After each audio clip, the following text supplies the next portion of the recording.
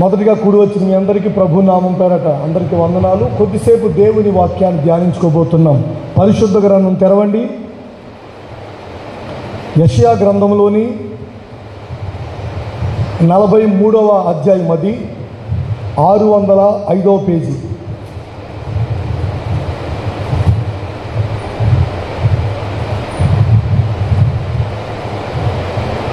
యెషయా గ్రంథం 43వ అధ్యాయంలోని 22వ మాటను చదువుకున్నాం. 22వ వాక్య భాగాన్ని.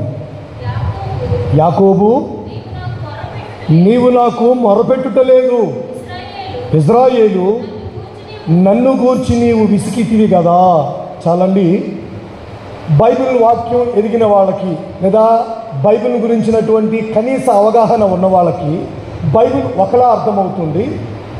బైబిల్ గురించి బేసిక్స్ కూడా తెలియనప్పుడు అవే మాటలు ఇంకోలా అర్థమవుతాయి. దానికి దీనికి చాలా డిఫరెన్స్ అనిపిస్తుంది. ఏది?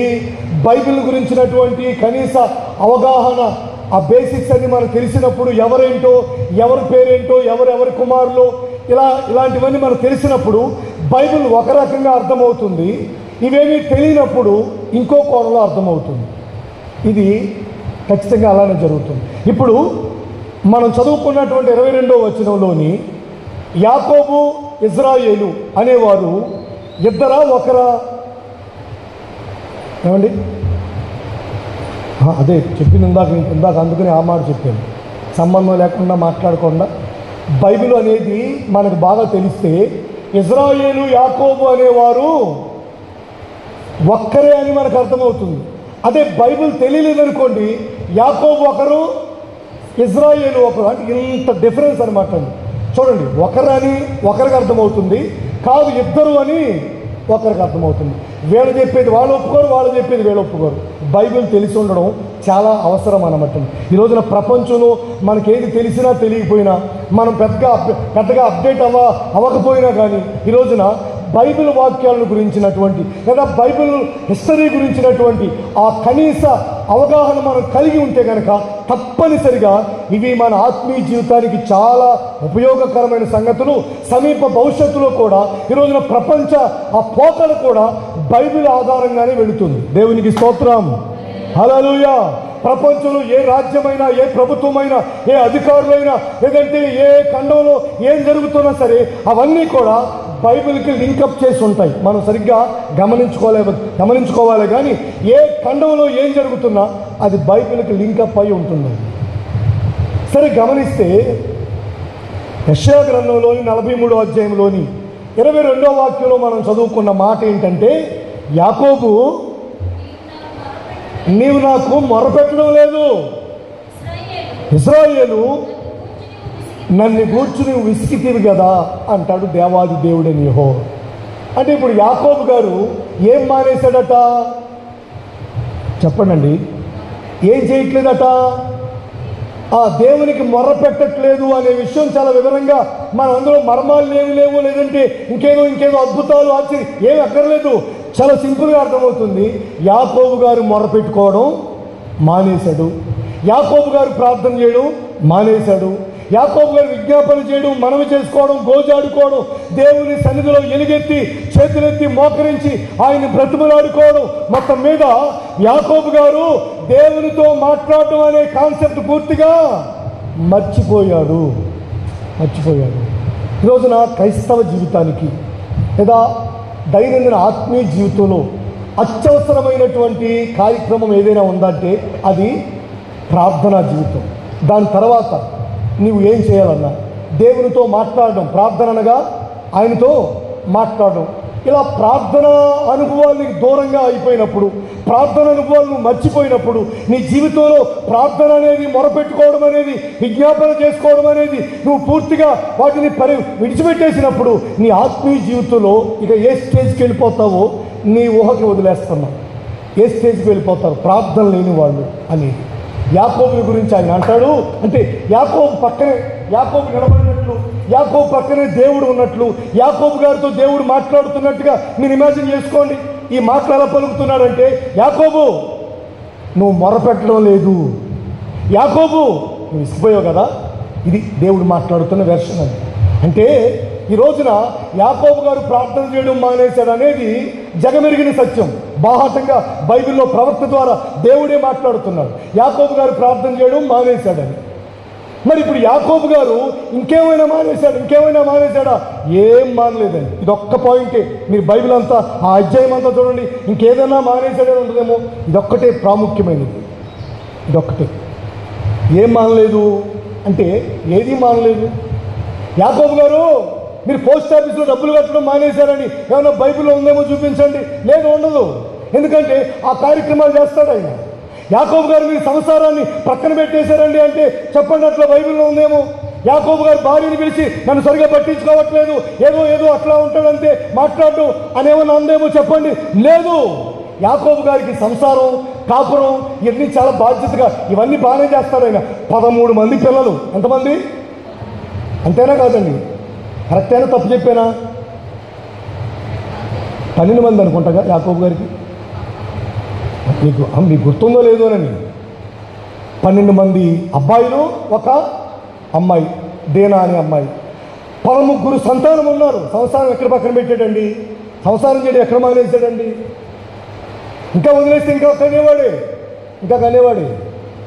ఏది మానేశాడంటే యాకోబు గారి మధ్య మీరు ఆ హెయిర్కి డై కాదు, మనం మామూలు అర్థమయ్యే భాషలో మాట్లాడము. ఈ మధ్య తలకు మీరు పెయింట్ కలర్ వేయట్లేదండి, ఏమైనా ఉందా? పోనీ లేదు, కలర్ వేస్తాడండి. అది సర్వసాధారణం, మామూలుగా. అదే నేరం దూరంగా. కానీ మానేస్తాడంటే మానేడు, అదేం మానడు. పోయి ఈ మధ్య మ్యాచింగ్ వేయడం మానేశారు. యాకోబు నువ్వు మ్యాచింగ్ వేయడం మానేసావు ఈ మధ్య. ఎందుకు ఈ మధ్య నువ్వు ఆ పశు మాంసం తినడం మానేశావు? అయ్యేది లేదు. అన్నీ ఏ టైంకి ఏది తినాలో అన్ని, ప్రతి కార్యక్రమం ఎక్కడ ఏది ఉండాలో, ఎవరితో మాట్లాడాలో, ఏ ఫంక్షన్కి వెళ్ళాలో, ఎవరిని పలకరించాలో, ఎవరితో ర్యాపో మెయింటైన్ చేయాలో, ఎవరికి లాయల్గా ఉండాలో, యాకోబు గారు ఏ టు జెడ్ అన్నీ సక్రమంగానే సమయానికి టైం టు టైం అన్నీ పర్ఫెక్ట్గా ఉంటాడండి.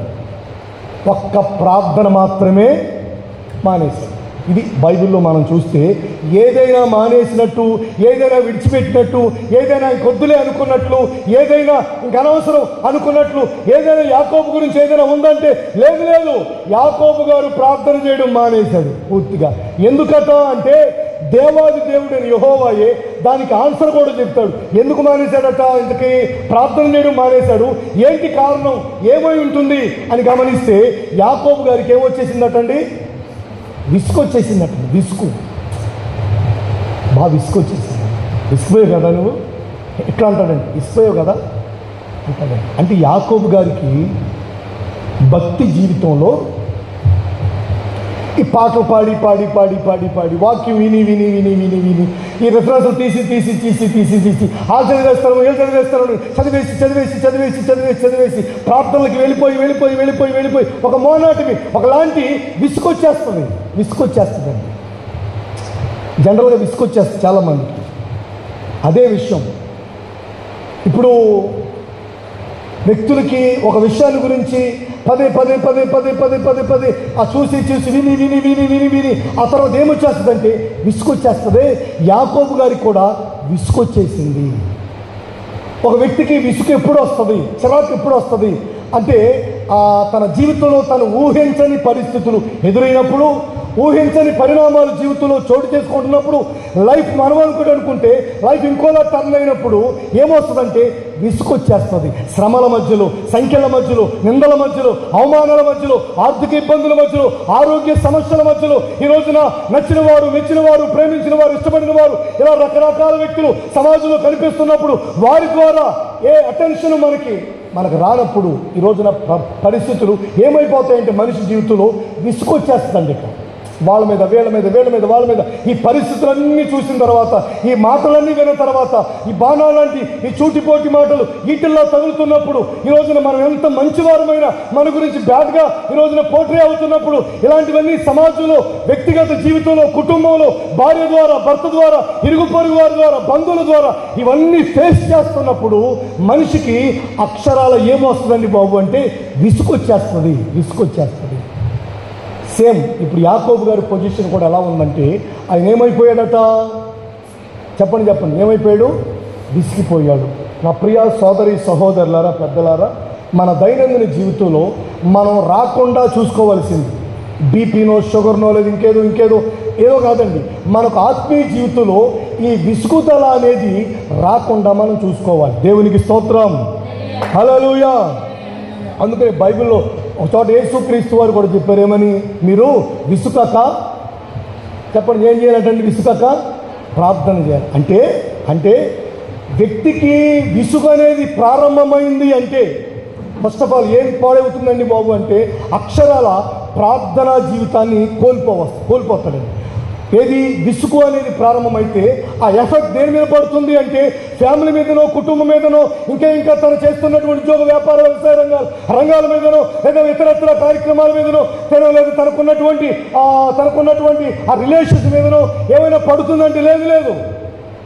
తనకున్న రిలేషన్స్ మీద ఆ విసుగు పడదు, తనకున్నటువంటి ప్రొఫెషన్ మీద విసుగు పడదు. మరి దేని మీద పడుతుందంటే ఫస్ట్ ఆఫ్ ఆల్ ప్రార్థనా జీవితం ఏమైపోతుందంటే కుప్పకూలిపోతుంది. అందుకని యేసుక్రీస్తు వారు ఈ 2 వాక్యాలను లింక్ చేసి మాట్లాడతాడు. ఏంటంటే విసుగక ప్రార్థన చెయ్యాలి అంటే నీ దగ్గర ఏముండకూడదు, ఆత్మీయ జీవితంలో విసుగు అనేది నీకు కలగకూడదు. ఎక్కడ కూడా కొన్నిసార్లు వ్యక్తులను బట్టి విసుగొచ్చేస్తాయి, కొన్నిసార్లు వాళ్ళ మాటలను బట్టి విసుకొచ్చేస్తుంది, కొన్నిసార్లు మనకి ఎదురవుతున్నటువంటి పలు రకాల సిచ్యువేషన్స్ మనం ఫేస్ చేస్తుంటే, పలు రకాల సవాళ్ళను మనం ఎదుర్కొంటున్నప్పుడు ఇక జీవితంలో విసిగిపోయినప్పుడు ఏది మానేస్తామండి అంటే కనుక బైబిల్ చెబుతుంది ప్రార్థన మానేస్తారు, ప్రార్థన చేయడం మానేస్తారు, మోకాళ్ళ అనుభవాన్ని మర్చిపోతారు, పూర్తిగా ప్రార్థనని అటకెక్కించేస్తారు. ఇక ప్రార్థన అంటే దేవునితో మాట్లాడుకోవడం, దేవునితో విజ్ఞాపన చేసుకోవడం, దేవునికి మొరపెట్టుకోవడం. అనేక సందర్భాల్లో అయ్యా అంటూ ప్రతి చిన్న విషయాన్ని దేవుని పాదాల చెంత మూల చాపేసుకుని ప్రతిదాన్ని చెప్పే ఆ అలవాటులో నుంచి ఆ ఆత్మీయ అనుబంధాన్ని పూర్తిగా కోల్పోయి ప్రార్థన అంటేనే ఆ చిరాకు వచ్చేస్తుంది, ప్రార్థన చేయబుద్ధి కాదు. విసుగు అనేది నీ జీవితంలో వస్తే ఈ రోజున కుటుంబంలో ఏ ఒక్కరిని బట్టి నువ్వు విసిగిపోకూడదు. భార్యను బట్టు, భర్తను బట్టు, పిల్లలను బట్టు, తల్లిదండ్రులను బట్టు, ఇరుగు పొరుగు వారిని బట్టు, లేదా నువ్వు పనిచేసే చోటు కొలీగ్స్ని బట్టు, ఎక్కడైనా సరే విసుగు అనేది నువ్వు రాకుండా నువ్వు జాగ్రత్త పడితే నీ ఆత్మీయ జీవితంలో ఇంకా ఆశీర్వదించబడతావు. ఆమేన్, హల్లెలూయా, హల్లెలూయా. అందుకని పౌలు గారు అంటాడు, పౌలు గారు మీ ఎదుటనున్నటువంటి పందెపు రంగంలో చెప్పండి అండి అంటే నేను అది చెప్పి ఆపానంటే మీరు చెప్తారని నా ఆశ, మీకు ఐడియా ఉంటుంది కదా అని. మీ ఎదుటనున్న పందెపు రంగంలో చెప్పరండి ఎట్లా పరిగెత్తాలట, ఓపికతో పరిగెత్తాలి. అంటే ఇప్పుడు ఎదుట పందెపు రంగం ఉంది, ఆ పందెపు రంగంలో వాళ్ళు పరిగెడుతున్నారు, వీళ్ళు పరిగెడుతున్నారు, వీళ్ళకేమో షూ నల్లగా ఉన్నాయి, వీళ్ళకి తెల్లగా ఉన్నాయి, వాళ్ళకేమో షూ కొంచెం పొడుగ్గా ఉన్నాయి, లేదంటే వాళ్ళ డ్రెస్ అనుకూలంగా ఉంది.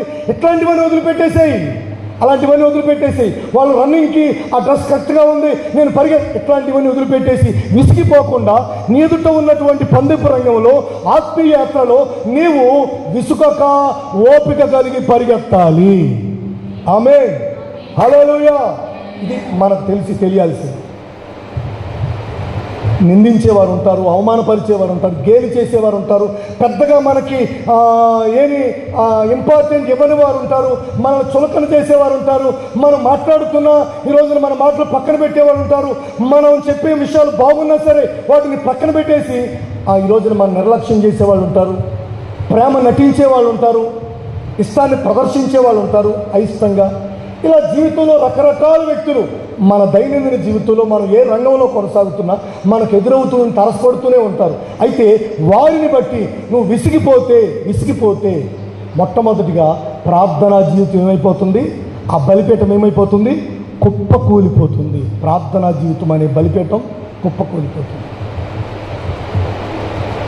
మనకు తెలిసినటువంటి ఒక పెద్ద ఆయన ఏమంటాడంటే, అయ్యా మీకు విసుగు రాలేదా, మరి మీకు ఇలాంటి ఒడిదుడుకులు ఎదురవుతున్నాయి కదా, మీ జీవితంలో ఇలాంటి అనుకోని ఊహించని పరిస్థితులు ఎదురవుతున్నాయి కదా, మరి మీకు విసుగు రాలేదా అంటే అతను అంటాడు, లేదండి నాకు విసుగు రాలేదు, నేనైతే నా దేవుడిని యెహోవా యందు ఆనందిస్తానండి అంటాడు. ఏంటి అతని జీవితంలో ఎదురైన సంభవాలు అంటే, శాలలో పశువులు ఉండొచ్చు, లేకపోవచ్చు, ద్రాక్ష తోటలు ఫలించకపోవచ్చు, చేనులో పైరు ఉండొచ్చు, ఉండకపోవచ్చు, దొడ్డిలో గొర్రెలు ఉండొచ్చు, లేకపోవచ్చు, ఈ పరిస్థితులు ఏమైనా సరే మీ ఆత్మీయ జీవితంలో ఈరోజు మీకు విసుగుదలను చిరాకు కలిగిస్తాయంటే లేదు. ఇలా ఉన్నా లేకపోయినా వచ్చినా రాకపోయినా నేనైతే నా దేవుడిని యెహోవా యందు ఆనందిస్తాను, నా రక్షణకర్త అయిన యెహోవా యందు నేను సంతోషిస్తాను. ఆయన నాకు బలము, ఆయన నన్ను ఉన్నత స్థలాల మీద నడిపిస్తాడు. దేవునికి స్తోత్రం. హల్లెలూయా. మరి విసిగిపోవాలి కదండి, విసిగిపోవాలి కదా. ఈ అమ్మాయి ఎంతసేపు ఎట్లా ఈమెతో ఎట్లా విసిగిపోలేదు. ఏంటి అసలు ఇతని పద్ధతి నాకు అర్థం కావట్లేదండి, అసలు నాకేంటో అర్థం కావట్లేదు ఇతని సంగతి. విసిగిపోలేదు. ఈ హబకుక్ గారు విసిగిపోలేదండి. 772 పేజీ 17వ వచనం అనుకుంటాను ఆ బైబిల్లో. చూస్తారని ఒకసారి 772 పేజీ 17వ వచనం.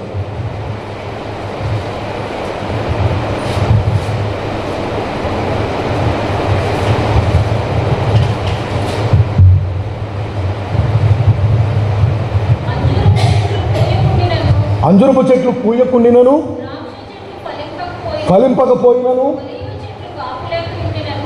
అరే లేదు, మనం వాక్యాన్ని పొరపాటు చదువుకున్నాం అనుకుంటా. అంజురపు చెట్లు పూసినా పూయకపోయినా అని చదువుకుంటున్నాం మనం. ఒకవేళ పూయకపోయినా అని వివరంగా డైరెక్ట్గా ఏం రాయబడిందంటే, అంజురపు చెట్లు పూయకుండినను ద్రాక్ష చెట్లు ఫలింపకపోయినా, ఒలివ చెట్లు కాపు లేకపోయినా, చేనులోని పైరు పంటకు రాకపోయినా, గొర్రెల దొడ్లో లేకపోయినా, చాలలో పశువులు లేకపోయినా నేను యెహోవా యందు. అంటే ఒక్కటైనా పాజిటివ్ విషయం ఏదైనా ఉందండి అక్కడ? ఒక్కటైనా. అన్నీ నెగిటివే ఉన్నాయి. లేకపోయినా, ఉండకపోయినా, పండకపోయినా, లేదంటే వెళ్ళిపోయినా, ఫలింపకపోయినా, పూయకపోయినా అన్నీ నెగిటివ్ షేడ్సే ఉన్నాయి. ఒక్కటి కూడా ఆ పాజిటివ్గా తీసుకోవడానికి, సంతోషించడానికి ఒక్కటి కూడా లేదు. అంటే చెప్పాలి అంటే హబకుక్ గారు పూర్తిగా విసిగిపోయి, వ్యాసారిపోయి, నిరాశలోకి వెళ్ళిపోయి ఓ మూల కూర్చుని ఎవరితో కూడా మాట్లాడకుండా ఏం చేశాడు దేవుడు, ఏంటికి ఏం చేశాడు దేవుడు, ఏం చేశాడు అయ్యా, ఎందుకు ఇక మందిరం ఏంది దేవుడికి అట్లా అనుకుని ఓ మూల కూర్చుని, వెళ్తే మీరు వెళ్ళండి, చేస్తే మీరు చేయండి, ఇస్తే మీరు ఇవ్వండి, పాడితే మీరు పాడండి, నాకు చెప్పగా అట్లా అనుకుంటూ కూర్చోవాలండి. విసిగిపోయేటట్టయింది. అక్కడ అన్నీ కూడా నెగిటివ్ విషయాలే ఉన్నాయి. అయినా సరే హబకుక్ గారు అంటాడు, నేను నా దేవుడిని యెహోవా యందు ఆనందిస్తాను, ఆయనను సంతోషిస్తాను, ఆయన నా కాళ్ళను లేడి కాళ్ళ వల్ల చేస్తాడు, నేను ఉన్నత స్థలాల మీదకి వెళ్ళిపోతాను. దేవునికి స్తోత్రం. హల్లెలూయా. నా ప్రియ దేవుని ప్రజలారా, విసిగిపోయే వ్యక్తి ఎలా ఉంటుందో మీకు చూపిస్తాను. విసిగిపోకుండా ఉంటే ఇదిగో ఈ వ్యక్తిని చూడండి. యాకోబు గారు తన జీవితంలో ఎదురైనటువంటి ఏ విషయాన్ని బట్టి, ఏ పరిస్థితులను బట్టి, ఎవరి మాటలను బట్టి, ఎవరి నిందలను బట్టి, ఎవరి అపోహలను బట్టి, ఎవరు అనుమానిస్తుంటే విసిగిపోయి, వ్యాసారిపోయి ప్రార్థనా జీవితాన్ని కోల్పోయాడో తెలియదు. కానీ హబకుక్ గారు అయితే తన జీవితంలో పూర్తిగా అన్నీ కూడా నెగిటివ్గా ఉన్నా సరే ఎక్కడా విసిగిపోలేదు. దేవునికి స్తోత్రం. హల్లెలూయా. దినాన ప్రియ దేవుని ప్రజలారా, పెద్దలారా, మన ఆత్మీయ జీవితంలో కూడా సేవలో నేను విసిగిపోయి, విశ్వాసంతో నేను విసిగిపోయి, మాతో మీరు విసిగిపోయి, ఇంట్లో వాళ్ళతో బయట వాళ్ళతో ఇలా పలు రకాల పరిస్థితుల మధ్యలో మీ వ్యక్తిగత జీవితంలో విసిగిపోయినట్లయితే కనుక ఆత్మీయ జీవితంలో ప్రార్థన ఏమైపోతుందంటే కొండెక్కేస్తుందండి. ఈ ప్రార్థనా జీవితం ఉండదు, ప్రార్థన కోల్పోతాం.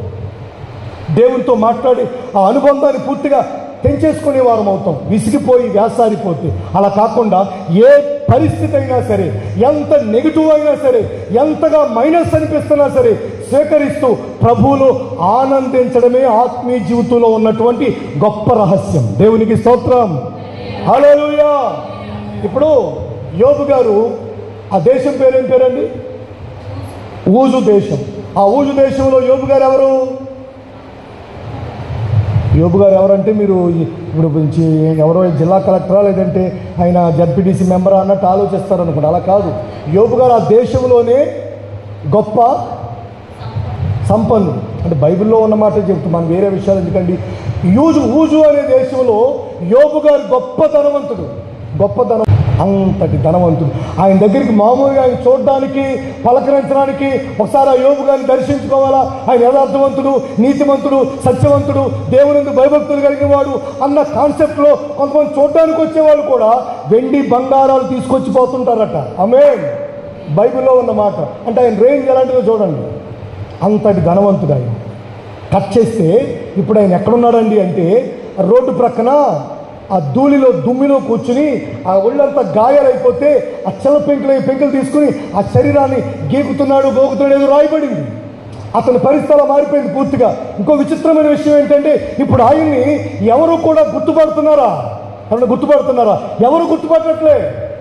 అట్లా అయిపోయాడు అతని పొజిషన్. చూడండి, ఏ స్టేజ్ నుంచి ఏ స్టేజ్కి వచ్చేసాడు. అయినా యోబు గారిని పలకరిస్తే నువ్వు ఏ పరిస్థితుల్లో ఉండి పలకరించినా నీకు ధైర్యమే కలిగేటట్లుగా అతని నోటి మాటలు ఉంటాయి. దేవునికి స్తోత్రం. హల్లెలూయా. వండరు కదండి. ఇప్పుడు ఏ పరిస్థితుల్లో ఉన్నవాడు ఆ పరిస్థితి తగినట్టుగానే మాట్లాడతాడు. ఎగ్జామ్స్లో కూడా కొంతమంది వాళ్ళు పెరిగిన వాతావరణాన్ని బట్టి, వాళ్ళు నేర్చుకున్న విధానాన్ని బట్టి, వాళ్ళు తిన్నటువంటి విషయాలను బట్టి కొన్నిసార్లు ఆన్సర్ చేయాల్సి ఉంటుంది, కొన్నిసార్లు అట్లనే రాసేస్తుంటారు ఏదేదో. యోబు గారు ఉన్నటువంటి ఆ సాడ్ పొజిషన్లో యోబు గారు ఎవరైనా పలకరిస్తే, యోబు గారిని ఎవరైనా మాట్లాడిస్తే యోబు గారు ఏముందండి, ఇది ఎలా ఉంది, ఇట్లా చదువుతున్నారు కదా అని ఎక్కడైనా అన్నాడా? లేదు, ఎక్కడ మాట్లాడలేదు. ఆయన నోటి మాటలు ధైర్యాన్ని, బలాన్ని ఇస్తాయని తనే చెప్తాడు. నా కన్నులు ఎవరిని చూస్తున్నాయో, అయ్యా నువ్వు చూస్తున్నావు కదా, నా కన్నులతో నేను ఎవరెవరిని చూస్తున్నాను. నా మాటలు శక్తిహీనులకు, బలహీనులకు బలాభివృద్ధిని కలిగిస్తున్నాయి కదా. అంటే ఆ పొజిషన్లో ఉన్నా కూడా యోబు గారు అనేకులు ధైర్యపరుస్తూ, బలపరుస్తూనే మాట్లాడతాడు. అంటే దాని అర్థం ఏమిటండి బాబు అంటే, యోబు గారు అన్నీ కోల్పోయినా, హబకుక్ గారు లేకపోయినా, పుయ్యకపోయినా, ఫలించకపోయినా, లేదంటే రాకపోయినా, జస్ట్ అలా అనుకోమన్నాడు అతను. కానీ ఇక్కడ అనుకోవడం కాదు, ప్రాక్టికల్గా ఇతను అవన్నీ ఫేస్ చేస్తాడు. అన్నీ ఏమైపోయినాయి? అన్నీ కోల్పోయాడు. కానీ దేవుని నామం పేట మనం శ్రద్ధగా గమనిస్తే ఎక్కడా విసిగిపోయాడా అంటే నువ్వు ఎక్కడా విసిగిపోలేదు. ఏమంటాడు? దేవుడిచ్చాడు, దేవునికి స్తోత్రం కలుగును గాక. ఇదే దేవుని ద్వారా మనం మేలే కాదు కీడు కూడా అనుభవించాలి. అంటే తన మాటలను చూస్తుంటే విసుగుదల లేదు. తన జీవితంలో తనకు ఎదురవుతున్నటువంటి ఆర్థికపరమైన, ఆరోగ్యపరమైనటువంటి, పరువు ప్రతిష్టలకు సంబంధించినటువంటి, ఆస్తిపాస్తులకు సంబంధించినటువంటి, గౌరవ మర్యాదలకు సంబంధించినటువంటి, సోషల్గా లేదంటే ఆ లోకల్గా ఉన్నటువంటి ఆ పొజిషన్ గురించి ఏ కోణంలో కూడా అతను విసిగిపోలేదు. కన్న బిడ్డలు కళ్ళ ముందు అలాగే ఆవిరైపోతుంటే, ఆస్తులన్నీ ఆవిరైపోతుంటే, ఈరోజు శత్రువులు పరమైపోతుంటే పంటంతా చూస్తూనే ఉన్నాడు కానీ ఎక్కడా విసిగిపోలేదు. ఆమె అక్క మాత్రం విసిగిపోయిందా? అక్క విసిగిపోయి ఏమంటుంది? లేదు చాలు లేక ఆయన దూషించి చావు, అనవసరం, నువ్వు బ్రతకడం కూడా అనవసరం. అంటే ఆమెకి వీడు అనవసరం, ఇక మీరు బ్రతకపోయి ఎందుకు అనుకుందేమో. ఆమెకి విసుకొచ్చేసింది. ఇక బాగా అంటే విసుకు అనేది బాగా ఆ లెవెల్ ఎక్కడికి వెళ్ళిపోయింది, బాగా పీక్స్కి వెళ్ళిపోయిందండి ఆమెకి ఆ విసుకు. ఇక అందుకని యోబును కూడా ఇంక అనవసరం, నువ్వు సావు, ఆయన దూషించి నువ్వు సావు, అంత విసిగిపోయింది మా తల్లి. ఈ లోకంలో ఇలా విసిగిపోయేవారు ఉంటారు, ఎలాంటి సిచ్యువేషన్స్ అయినా ఫేస్ చేస్తూ ప్రభువునందు ఆనందించేవారు కూడా ఉంటారు. దేవునికి స్తోత్రం. మరి నీవెవరో నేనెవరో ఒకసారి వాక్యం ఎదుట మనల్ని మనమే ప్రశ్నించుకోవాలి.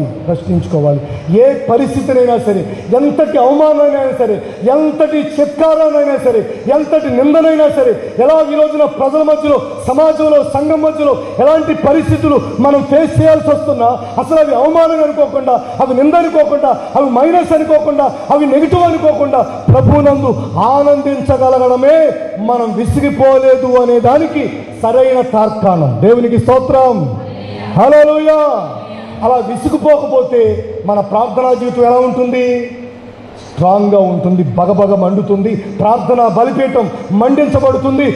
మాటికి పదే దేవునితో మాట్లాడతాం, ఆయనకు ప్రతి విషయాన్ని చేరవేస్తాం, ప్రతి విషయాన్ని ఆయనకు చెప్పుకుంటాం, ఆయనతో ఆ ప్రార్థనాపరమైనటువంటి ఆ అనుబంధాన్ని కొనసాగిస్తాం. విసుగుదల లేకపోతే ఈ లోకంలో ఎదురు ఏ చిన్న విషయాన్ని బట్టి, ఏ పెద్ద విషయాన్ని బట్టి, ఓ చిన్న మాటను బట్టి, ఓ చిన్న పరిస్థితిని బట్టి, ఓ చిన్న మిస్అండర్స్టాండింగ్ బట్టి ఈ రోజున విసిగిపోతే మొట్టమొదటిగా ఆత్మీయ జీవితంలో ప్రార్థన కోల్పోతాము. మరొకసారి చదువుకుందామండి. యెషయా గ్రంథం 43వ అధ్యాయంలోని 22వ వచనం. యెషయా గ్రంథం 43వ అధ్యాయం 22వ వచనం. యాకోబు, నువ్వు నాకు మొరపెట్టడం లేదు. ఇశ్రాయేలు, నన్ను గూర్చి నీవు విసిగితివు కదా, విసిగిపోయావు కదా. ఇది దేవుడు అట్లా మాట్లాడుతున్నాడు. అంటే మనం ఇమాజిన్ చేసుకోవాలి. అట్లా అంటున్నాడు, విసిగిపోయావు కదా నా గురించి నువ్వు. అట్లా హబక్కూకు విసిగిపోలేదు, యోబు గారు విసిగిపోలేదు, యాకోబు గారు ఏం కోల్పోయాడు విసిగిపోయి అంటే ప్రార్థన మానేశాడంటే. ప్రార్థన చేయడం ఒకటే. ఇక ఏ టు జెడ్ మిగతావన్నీ కూడా సేమ్ టు సేమ్ అన్నీ కంటిన్యూ చేస్తూనే ఉన్నాడు. ప్రార్థనే కోల్పోతాం. మన లోకంలో ఉన్న పరిస్థితులను బట్టి విసిగిపోతే ప్రార్థన కోల్పోతాం. కనుక ఎప్పటికీ ఎన్నటికీ విసిగిపోకుండా మన ఎదుట ఉన్నటువంటి పందెపు రంగంలో ఓపికతో మనం పరిగెత్తుదుముగాక. ఆమేన్, హల్లెలూయా. విసిగిపోయిన వ్యక్తి ఫస్ట్ స్టేజ్లో ప్రార్థన కోల్పోతాడని విన్నాం కదా. ఇప్పుడు సెకండ్ స్టేజ్లోకి వెళ్దాం. చూడండి 23వ వచనం చదవండి. ఎవరు 23వ వచనం చదువుతున్నారు? విసిగిపోయిన వ్యక్తి పరిస్థితులను బట్టి, లోకంలో ఉన్న పరిస్థితులను బట్టి విసిగిపోయిన వ్యక్తి మొట్టమొదటిగా ప్రార్థన అనుభవాన్ని కోల్పోతాడు. ఇది ఫస్ట్ స్టేజ్.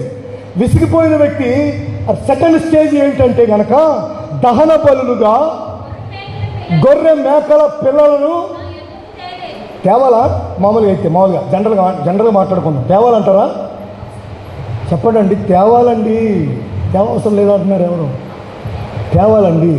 ఎందుకు మనిషిని చేస్తున్నాడు, ఎందుకు గుర్తు చేస్తున్నాడు అంటే, నీవు ఏమంటాడు అక్కడ, దహన బలులుగా గొర్రె మేక పిల్లలు నా యొద్దకు తేలేదు అంటే అదొక మైనస్. తేలేదు అని, తేవట్లేదని అర్థం చెప్పేది ఇప్పుడు అక్కడ ఆయన. తేలేదు, నీ బలుల చేత నన్ను ఘనపరచాలా? బలుల చేత ఘనపరచాలి. మీకు విచిత్రమైన విషయం చెప్పనా? అక్కడే ఉంది, ఎప్పుడైనా చదువుకుంటారు మీరు, కాకపోతే గమనించలేదేమో. కుక్కలు కూడా దేవుణ్ణి కనపరుస్తున్నాయటండి. ఎక్కడది? 20వ వచనం చూడండి, 2వ భాగం. అడవి జంతువులను, అడవి కుక్కలను, నిప్పు కోళ్ళును. అరే కుక్కలు కోళ్ళు అవేవో దేవుని కనపరుస్తుంటే మరి నీవు నేను ఏం చేయాలా అంటే అక్షరాల అంతకు మించి మనం కనపరచాలి. ఆమేన్, హల్లెలూయా. నీవు నన్ను బలుల చేత నన్ను గణపరచలేదు. నెక్స్ట్, నైవేద్యములు చేయవలనని అసలు ఆయన బలవంత పెట్టడు, కానీ మనమే చెయ్యాలి. తర్వాత దూపం వెయ్యవలనని నేను నిన్ను, ఆయన విసిగించడండి, కానీ మనం దూపం వెయ్యాలి. నా నిమిత్తము సువాసన గల లవంగపు చెక్కను నీవు రూపలిచ్చి కొనలేదు, నీ బలుపశుల క్రొవ్వు చేత నన్ను తృప్తిపరచలేదు. సరే సరే వదిలేను, అక్కడ వదిలేసాను, తలపై చెప్తాను. హల్లెలూయా, హల్లెలూయా. చెప్పండి గట్టిగా అందరూ హల్లెలూయా. ఎన్ని మానేశాడు చూడండి సెకండ్ స్టేజ్లో. అంటే సెకండ్ స్టేజ్లో మనిషి ఏమైపోతున్నాడు చూడండి. దహన బలు లేవు, పశువుల క్రొవ్వు లేదు, గొర్రె పిల్లలు మేక పిల్లలు దేవుని మందిరం అంటే కానుకిచ్చేది లేదు, దూపం లేదు, దీపం లేదు. ఇంకా చెప్పాలంటే సాంబ్రాణి, అగరబత్తులు, రకరకాల సువాసన వెదజల్తాయి, కొన్ని లవంగపు చెక్క, ఇవన్నీ కొనుక్కొచ్చి అక్కడ వెలిగించేది లేదు. ఇవన్నీ పూర్తిగా నథింగ్, ఏమీ లేదండి. మనకు బాగా అర్థమయ్యే భాషలో చెప్పాలంటే అన్నీ వదిలేశాడండి. అన్నీ వదిలేశాడు. ఏది అన్నీ వదిలేయడం అంటే మళ్ళీ బయట విషయాలు కాదు, దేవునికి సంబంధించిన, సేవకు సంబంధించిన, పరిచర్యకు సంబంధించిన, యాజకత్వంలో ఉండే యాజకుడు ఉన్నాడే అక్కడ చేయాల్సినటువంటి మర్యాదలు ఇవన్నీ కూడా పూర్తిగా వదిలిపెట్టేశాను. సెకండ్ స్టేజ్లోకి ఇట్లా వెళ్ళిపోతారు మనుషులండి. ఎప్పుడైతే విసిగిపోయి వ్యాసారిపోయే పరిస్థితుల్లోనికి, అంటే ప్రార్థన చేసి ఈ రోజున లేదంటే ఏదో సమస్య, ఏదో గురించి, ఏదో విషయం, ఏదో ఒక లోటు, ఏదో ఒక కొరత, వీటి గురించి ఇక విసిగిపోయి అట్లా అనిపించింది అనుకో, మెల్లమెల్లగా నీకు తెలియకుండానే ప్రార్థన అంటే ఒకలాంటి నిరాశక్తితో వచ్చేస్తుంది. నీకు ఆ విసుగుదల వచ్చేస్తుంది. ప్రార్థన అంటే మెల్లగా ప్రార్థన మానేస్తాం. ముందు మందిరం రావడం మానవు, కానుకలు ఇవ్వడం మానవు, లేదంటే వందనాలు చెప్పడం మానుకో, లేదంటే ఎక్కడైనా ప్రార్థన అంటే పాటలు వినడం, వాక్యం వినడం ఇవేమనుకో. ముందు ఫస్ట్ ప్రార్థన మానేస్తావు. వ్యక్తిగత ప్రార్థన కట్, అక్కడతో విసుగుదల వచ్చేస్తుంది. సెకండ్ స్టేజ్ ఏంటంటే మెల్లగా దేవునికి ఇచ్చేది, దేవునికి ఇవ్వాల్సింది, దేవునికి తీయాల్సింది, మొత్తం మీద ఒక రకంగా చెప్పాలి అంటే సేవా పరిచర్యలో సమర్పణ కలిగిన సేవకులు దేవుని నామం పేరిట సేవలో యాజకత్వం చేస్తూ ఉంటే నీ వంతుగా నువ్వు చేయాల్సిన ప్రతి పని ప్రక్కన పెట్టేసి ఒక రకంగా బాధ్యతలన్నీ మర్చిపోతావని వాక్యానికి అర్థమైంది. ఒకటి కాదు, చాలా ఉన్నాయి. అవి ఏం చెప్తావు, అన్ని వివరంగా ఏం చెప్పగలమండి? ఇప్పుడు అన్ని విషయాలు ఉన్నాయండి, అన్ని విషయాలు. బలులు, దహన బలులు, నైవేద్యాలు, దోపాలు, ఎన్ని కార్యక్రమాలు అంటే మొత్తం మీద ఇక ఏ కార్యక్రమం ఏది కూడా దహన బలు ఒకసారి చేస్తారు, దోపం ఒకసారి చేస్తారు, అంటే రకరకాల సందర్భాలు. ఏ సందర్భంలో కూడా, ఏ పరిస్థితిలో కూడా, ఏ సమయంలో కూడా నువ్వు ఏమీ చెయ్యవిక, ఏమీ ఏం చేస్తావు అంటే చేతులు కట్టబడిపోతాయి, బాధ్యతలన్నీ విడిచిపెట్టేస్తావు. నీ వంతుగా నువ్వు చేయాల్సినటువంటి మందిరంలో, సంఘములో, సహవాసములో, పరిచర్యలో నీ వంతుగా నువ్వు చేయాల్సినటువంటి ఆ యాక్టివిటీస్ అన్నీ అయిపోతాయి. సెకండ్ స్టేజ్, ఒక వ్యక్తి ఆత్మీయంగా విసిగిపోతే, ఒక విషయాన్ని గురించి విసిగిపోతే, ఒక మాటల గురించి విసిగిపోతే, ఒక పరిస్థితిని గురించి విసిగిపోతే, ఒక శ్రమ గురించి విసిగిపోతే, ఒక శోధన గురించి విసిగిపోతే, ఒక అలజడి గురించి విసిగిపోతే ఆ వ్యక్తి ప్రార్థన కోల్పోవడమే కాకుండా ఇవన్నీ కూడా స్టాప్, బంద్ అయిపోతాయి. ఇక తనేం చేయడు, ఏమీ చేయదు. ఏదో ఉన్నారంటే ఉన్నట్టు అట్లా అయిపోతాయి పరిస్థితి. ఇది సెకండ్ స్టేజ్ అండి. మూడోదిగా మరో మాట కూడా చెప్పి నేను ముగించేస్తాను. దేవునికి స్తోత్రం చెప్పండి. హల్లెలూయా, హల్లెలూయా. మీరు నేను కూడా మన ఎదుట ఉన్నటువంటి పందెపు రంగములో ఓపికతో పరిగెత్తుదుముగాక. ఆమేన్. మనం విసిగిపోకూడదు. ఈ మాటల ద్వారా మనం నేర్చుకోవాల్సింది. హబకుక్కు విసిగిపోలేదు, యోబు గారు విసిగిపోలేదు. మనం విసుగక దేవుని సన్నిధిలో మనం పరిగెత్తే వారంగా ఉండాలి. విసిగిపోతే మన చేతులారా మనలో ఉన్న ఉజ్జీవాన్ని మనమే ఆర్పేసుకున్నట్లు, దేవునితో పరిగెత్తే అనుభవాన్ని మనమే దూరం చేసుకున్నట్లు, మనలో ఉన్న ఆసక్తిని మనమే మంట కలుపుకున్నట్లు విసిగిపోతే. కనుక జీవితంలో ఏ పరిస్థితి ఎదురైనా సరే దేవుని సన్నిధిలో మాత్రం మనం ఉజ్జీవంగానే ఉండాలి, ఓపిక కలిగి మనం ప్రయత్నిస్తూనే ఉండాలి. అక్షరాల ఏదో ఒక సమయాన ఆయన మనను ఉన్నత స్థలాల మీద నడవజేయునుగాక. ఆమేన్, హల్లెలూయా. సరే, విసిగిపోయిన వ్యక్తి మొట్టమొదటిగా ఏం మానేస్తాడు? ప్రార్థన మానేశాడు. రెండవదిగా దశమ భాగాల, కానుకల, కృతజ్ఞతార్పణల, ప్రథమ ఫలాల, ప్రతిష్టార్పణల, మొక్కుబడుల, అదేంటి పుట్టినరోజు, లేదంటే ఇంకేదో అజ్ఞాపకార్థం, లేదంటే కాదు పెళ్లి రోజు, ఇలాంటివి ఏ సందర్భాన్ని పురస్కరించుకుని కూడా ఏమీ చేయడం, పూర్తిగా టోటల్గా కామ్ అయిపోతారు. ఏం చేయరు, బాధ్యతగా ఉండరు, అన్ని మానేస్తారు. ఇవన్నీ చేయకపోగా, ఇవన్నీ ఇవ్వకపోగా, ఇవన్నీ తేకపోగా, ఇవన్నీ చేయకపోయారు, ఇవన్నీ ఇవ్వకపోయారు. సరే, ఇవన్నీ ఇవ్వకపోయారు సరే. కానీ ఆ తర్వాత ఏం రాయబడింది? నీ బలిపశువుల క్రొవ్వు చేత నన్ను తృప్తిపరచలేదు సరే కదా, నీ పాపముల చేత నన్ను. అంటే థర్డ్ స్టేజ్ ఏంటండి అంటే కనుక ఎక్కడికి వెళ్ళిపోతాడు ఈ మనిషి? ప్రార్థన మానేసిన మనిషి, మోకాళ్ళ అనుభవాన్ని మర్చిపోయిన మనిషి, దేవునితో మాట్లాడటం మానేసి, దేవునితో ప్రతి విషయాన్ని, ఇంతకుముందు ప్రతి చిన్న విషయాన్ని కూడా ఓ చిన్న పిల్లడిలా, ఓ చిన్న పిల్లల, ఒక చిన్న పాపల ప్రతి విషయాన్ని కూడా అయ్యా అయ్యా అయ్యా అయ్యా అయ్యా అయ్యా అంటూ గోజాడుకుని, విన్నవించుకుని, కన్నీరు కాచుకుని ప్రార్థన చేసుకునేటువంటి ఆ అనుభవంలో నుంచి ఏవో కొన్ని పరిస్థితులు, ఏవో కొన్ని శ్రమలు, వాటి వల్ల విసిగిపోయి ఆ ప్రార్థన కోల్పోయిన మనిషి ఇప్పుడు ఏం చేస్తారు అంటే పూర్తిగా దేవునికి ఇవ్వడం మానేస్తారు. తర్వాత థర్డ్ స్టేజ్ ఏంటంటే కనుక మెల్లగా ఎక్కడికి వెళ్ళిపోతారు? పాపములోనికి, దోషములోనికి వెళ్ళిపోతారు. సరే అండి, ఎట్లా డౌన్ అయిపోతుందో అంటే మనకు తెలియకుండానే ఎక్కడో ఒక విషయం మన ఆత్మీయ జీవితాన్ని ఎక్కడి నుంచో ఎక్కడో తీసుకొచ్చి పెట్టేస్తుంది పాతాళం. అరే, విసిగిపోయితే ఎంత దారుణమైన పరిస్థితులు చూడాలంటే, అవును, విసిగిపోతే ఎంత దారుణమైన పరిస్థితి. అందుకని యేసుక్రీస్తు వారు పర్టికులర్గా ఆ 2 విషయాలు లింకు చేసి మాట్లాడతాడు. విసుకక విసిగిపోతే ప్రార్థన ఆగిపోతుంది. అందుకని విసుకకుండా ప్రార్థన చేయాలి. ఈ రోజున మళ్ళీ ఎన్నిసార్లు చెప్పామండి దేవునికి, ఎన్నోసార్లు అక్కడ ఇచ్చామండి, అర్జీ ఇచ్చాం, ఎక్కడ చెప్పాం, అక్కడ చెప్పాం, వాళ్ళెవరో పాస్టర్ గారు వస్తే అక్కడ చెప్పాం, ఫోన్ నెంబర్ ఉంటే వాళ్ళకి చెప్పాం, పత్రికలు చూసి ఎక్కడ చెప్పాం, లెటర్ రాసాం, ఎన్నో చేసాం, ఎన్నో మందులు వాడాం, ఎంతో మందిని కలిసాం.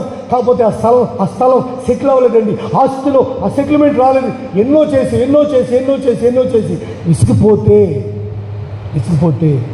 విసిగిపోతే చాలా ప్రమాదకరమైనటువంటి స్థాయిలోనికి వెళ్ళిపోతుంది ఆత్మీయ జీవితం. కనుక నా దేవుని పేరట సాలలో పశువులు లేవా, అయినా సరే విసిగిపోవద్దు.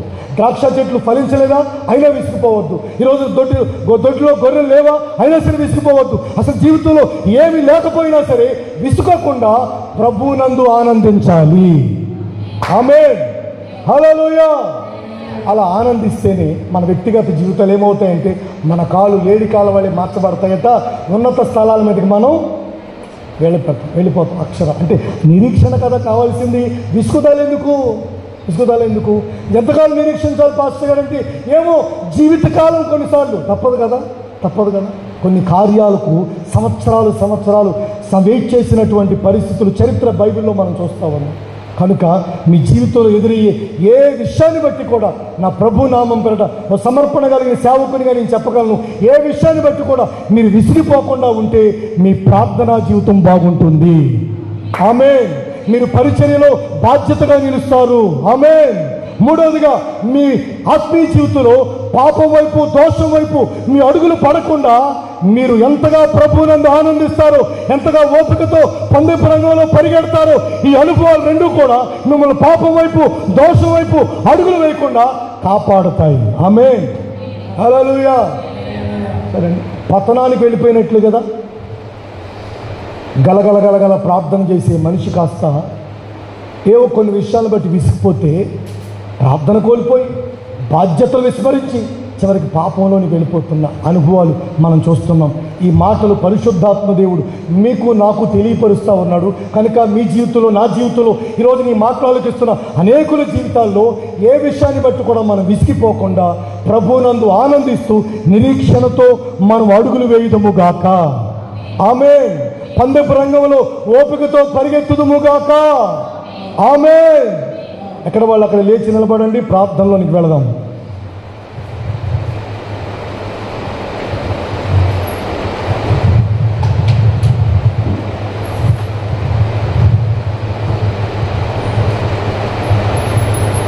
దైవజనుడైన పౌలు గారు అంటాడు, మన ఎదుట ఉన్న పందెపు రంగములో ఓపికతో పరిగెత్తాలి అని. మరో చోట దైవజనుడు అంటాడు, మీరు చింతించడం వలన మీ మోరడు ఎక్కువ చేసుకోలేరు అని.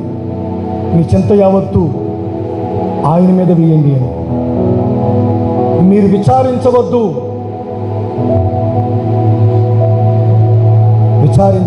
అని. బైబిల్లో ఇవన్నీ మనకి, మన ఆత్మీయ జీవితానికి ఉపయోగకరమైన, దీవెనకరమైన సంగతులు. ఓపిక లేకపోతే ఏమవుతుంది పాస్టర్ గారు అంటే, విసుగుదల వచ్చేస్తుంది. ఓర్పు నశించిపోతే విసుగుదల ప్రారంభమవుతుంది. ప్రియ సోదరి సహోదరులారా, పెద్దలారా, మన వ్యక్తిగత జీవితంలో ఏ విషయాన్ని బట్టి కూడా నీ జీవితంలో ఏమున్నా ఏమి లేకపోయినా, ఉన్నా కాదు అసలు లేకపోయినా, అన్ని నెగిటివ్సే ఉన్నాయి. హబకుక్ గారు చెప్పే మాటలన్నీ కూడా అన్ని మైనస్లే కనబడుతున్నాయి.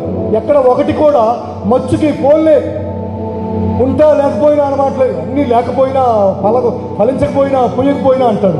ఎన్ని నెగిటివ్స్ నీ జీవితంలో ఉన్నా నువ్వు చూస్తుంటే ఎక్కడా సంతోషించేది, ఆనందించే విషయం ఒకటి కూడా లేకపోయినా సరే, నీవైతే విసిగిపోవద్దు, వేసారిపోవద్దు, చింతించవద్దు, విచారించవద్దు. దేవుడిని యెహోవా యందు నువ్వు ఆనందించగలిగితే నా దేవుడు ఏం చేస్తాడు అంటే, అక్షరాల నీ కాళ్ళను లేడి కాళ్ళ వలె చేసి నిన్ను ఎత్తైన ఉన్నత స్థలాల మీదకి నడిపిస్తాడు. ఆయన నడిపిస్తాడు. హల్లెలూయా. విశ్వాసంతో, నిరీక్షణతో మనం అడుగులు వేస్తే జీవితంలో ఎదురయ్యే ఏ విషయాన్ని బట్టి కూడా మనం విసిగిపోవడం అనేది చాలా ప్రమాదకరమైన స్టేజ్. అందులో మొదటిగా ప్రార్థన కోల్పోతారు, రెండవదిగా బాధ్యతలు మర్చిపోతారు, మూడవదిగా పాపంలోనికి వెళ్ళిపోతున్నట్లు చూస్తున్నాం. నా ప్రియ దేవుని ప్రజలారా, పెద్దలారా, అందుకని విసుకక ప్రార్థన చేస్తూ, చింతించక, విచారించక దేవుడిని యెహోవా యందు ఆనందించగలిగితే ఒకానొక దినాన నీవు, నీ కుటుంబం ఉన్నత స్థలాల మీద నడుస్తారు, ఉన్నత స్థలాల మీద నడుస్తారు. ప్రభు ఇంతవరకు మాట్లాడిన ప్రతి మాటను బట్టి తీర్మానంతో ప్రార్థన చేసుకునే సమయం, విన్న మాటలను మన వ్యక్తిగత జీవితాలకు అత్యంత దీవెనకరమైనవి భావించి ఓ తీర్మానంతో ప్రార్థన చేసుకోనండి. మీ కొరకు ప్రార్థన చేయబోతున్నాం. హల్లెలూయా. పరిశుద్ధ గ్రంథం సవివరంగా యాకోబుని గురించి మనకు చెబుతుంది.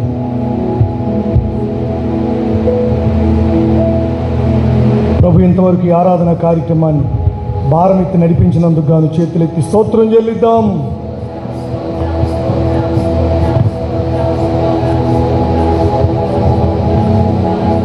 విన్న మాటలు ప్రతి హృదయంలో దేవుడు పదిలపరుచున్నట్లు స్తోత్రం చెల్లిద్దాం.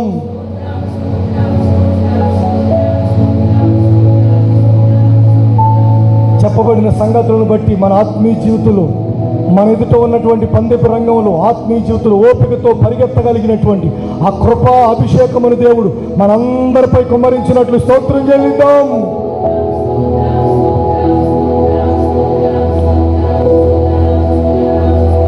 ఓ హబకుక్కు వలె, ఒక యోగు వలె విసుకొక ప్రభునందు ఆనందించగలిగిన అనుభవానికి ప్రభు మనల్ని స్నేహించినట్లు, స్థిరపరిచినట్లు స్తోత్రం చెల్లిద్దాం.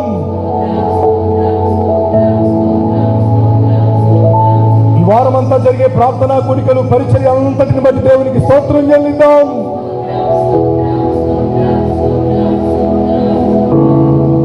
తండ్రి, కుమార, పరిశుద్ధాత్మనికి స్తోత్రం చెల్లిద్దాం. మనల్ని పరిశుద్ధపరిచి నిత్య రాజ్యాన్ని సిద్ధపరచు త్రియేక దేవునికి స్తోత్రం చెల్లిద్దాం.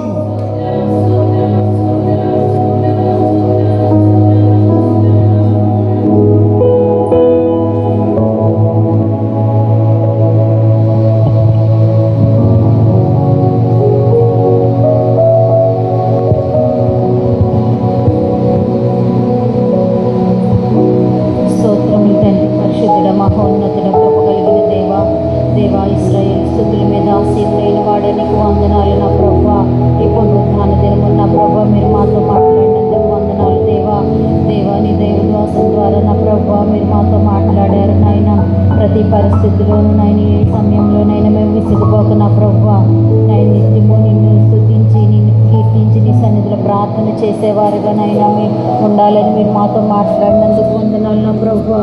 దేవా, మా కుటుంబాల్లో, మా ఉద్యోగాల్లో అనేక పరిస్థితుల్లో మేము విసిగిపోతుంటాం ప్రభువా. నేను ప్రార్థన చేయకుండా మనుషుల వైపు చూస్తాము స్వామి. నాయన, మీరు మాతో మాట్లాడి నాయన నీ వాక్యము ద్వారా మమ్మల్ని హెచ్చరించినందుకు వందనాలు, స్తోత్రములు నాయన. ఏ పరిస్థితులైనా నీ సన్నిధిలో నా ప్రభువా మొర్ర పెట్టినప్పుడు, నీ పాదాలను ఆశ్రయించినప్పుడు నా ప్రభువా నాయన, నువ్వు తగిన సమయంలోనూ నాయన నువ్వు జవాబిచ్చే దేవుడు అని నమ్ముచున్నాను స్వామి. దేవా, నా ప్రభువా మా హృదయాలతో నా ప్రభు మీరు మాట్లాడినందుకు వందనాలు స్వామి. నేను ప్రతి విషయంలో నేను స్తుతించే వారంగా నా ప్రభు, ఏది ఉన్నా లేకపోయినా నా ప్రభు నిన్ను మాత్రమే స్తుతించి నిన్ను ఘనపరిచే వారం ఉంచమని నా ప్రభువా నాయన మా హృదయాలు నా ప్రభు మీరు మాట్లాడినందుకు వందనాలు. నేను ప్రతి ఒక్కరిని నా ప్రభు మీరు జ్ఞాపకం ఉంచుకోండి. ఆయన ఏ పరిస్థితుల్లో ఉన్నారు మాకు తెలియదు నా ప్రభు. హృదయంలో అంతరంగం ఎరిగిన దేవుడు నా ప్రభు. ప్రతి విషయంలో మీరు నా ప్రభు విసిగిపోకుండా నా ప్రభు నీ సన్నిధిలో సహనము కలిగి ప్రార్థన చేసే వారంగా, నీ కార్యాల కొరకు కనిపెట్టే వారంగా మమ్మల్ని ఉంచమని ప్రార్థిస్తున్నాము స్వామి. దేవా, ఈ వారంలో జరిగే ప్రతి కార్యక్రమంలో మీరు ఉండమని ప్రార్థిస్తున్నాము నాయన. నీ దైవాన్ని దేవదాసుడు నా ప్రభువా ఏ ఇంట్లో అడిగి పెట్టినా నా ప్రభు నీ ఆశీర్వాదాలైన రక్షణ కార్యాలు జరిగించమని ప్రార్థిస్తున్నాము నాయన. ప్రయాణాల్లో మీరు తోడుండండి నాయన. మీరు మర్యాదకు మహిమకరంగా జరిగించండి నాయన.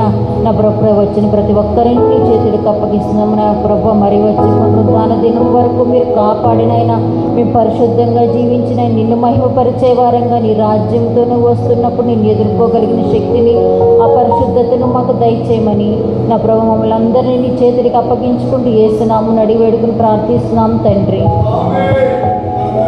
దేవుని ప్రేమ, కుమారుడు యేసుక్రీస్తు వారి కృప, పరిశుద్ధాత్మ దేవుని సన్నిధి సహవాసం ఇప్పుడు ఎల్లప్పుడూ సకల పరిశుద్ధులకు ఈ ఆరాధన కార్యక్రమంలో పాల్పొందిన వారందరికీ, ఎదుట ఉంచబడిన పందెం రంగంలో ఓపికతో పరిగెత్తాలని తీర్మానం చేసుకున్న వారికి ఆయన కృపా సమాధానములు సదా తోడేని నడిపించి ఉన్నత స్థలాల మీద స్థిరపరచునుగాక. ఆమేన్.